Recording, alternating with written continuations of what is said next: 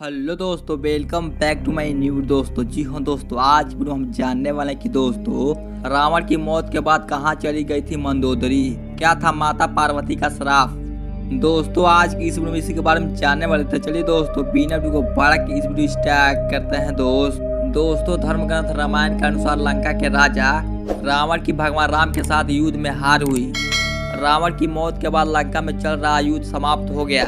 युद्ध के बाद राम, सीता और लक्ष्मण के बारे में हर किसी को जानने की इच्छा रही, लेकिन युद्ध के बाद रावण की पत्नी मंदोदरी का क्या हुआ शायद ही कोई जान पाया और बहुत कम लोगों ने इसके बारे में जानने की कोशिश भी की। दोस्तों मंदोदरी के बारे में बताए उससे पहले हम आपको मंदोदरी के जीवन के बारे में बताते हैं। दोस्तों हिंदू पुराण में एक कथा के अनुसार मधुरा नामक एक अप्सरा थी जो माता पार्वती को बहुत चाहती थी।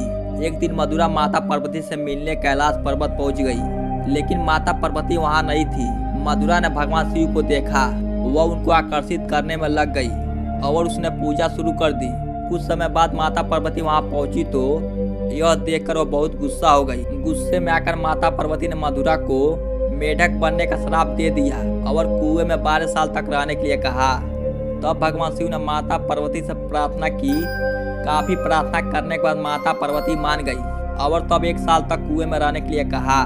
मधुरा 1 साल तक कुएं में पूजा करती रही। वहीं दूसरी ओर असुरों का देवता मयासुर और पत्नी हेमा के 2 पुत्र थे। वो चाहते थे कि दोनों की एक बेटी हो।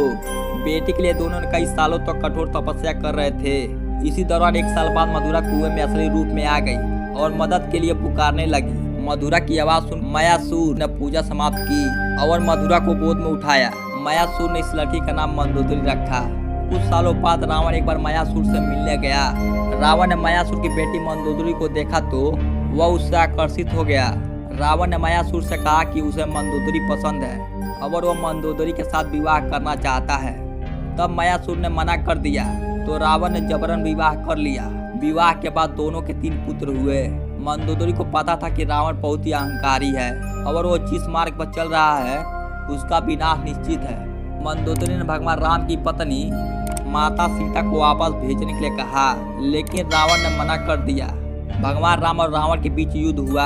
रावण के मरने के बाद मंदोदरी युद्ध भूमि पर गई और विनाश देखकर अत्यंत दुखी हुई। भगवान राम ने लंका का राज्यभार विभीषण को सौंप दिया। रामायण के अनुसार भगवान राम ने मंदोदरी को सुझाव दिया कि वह विभीषण से विवाह कर ले। भगवान राम ने कहा कि वह अभी भी लंका की महारानी है। यह कहकर भगवान राम वापस अयोध्या लौट गए। दोस्तों कहा जाता है कि उसके बाद मंदोदरी ने खुद को महल में कैद कर लिया। काफी समय तक मंदोदरी ने किसी से कोई संपर्क नहीं रखा। काफी लंबे समय बाद वह पुनः अपने महल से निकली और विभीषण से विवाह करने के लिए तैयार हुई। तो दोस्तों ये मेरी छोटी सी वीडियो यहाँ तक देखने के लिए आप सबका बहुत बहुत धन्यवाद। दोस्तों इस वीडियो के बारे में आप अपना सुझाव कमेंट में जरूर दीजिएगा। तो चलिए दोस्तों बिना वीडियो को बढ़ा के इस वीडियो की समाप्त करते, तब तक के लिए दोस्तों जय श्री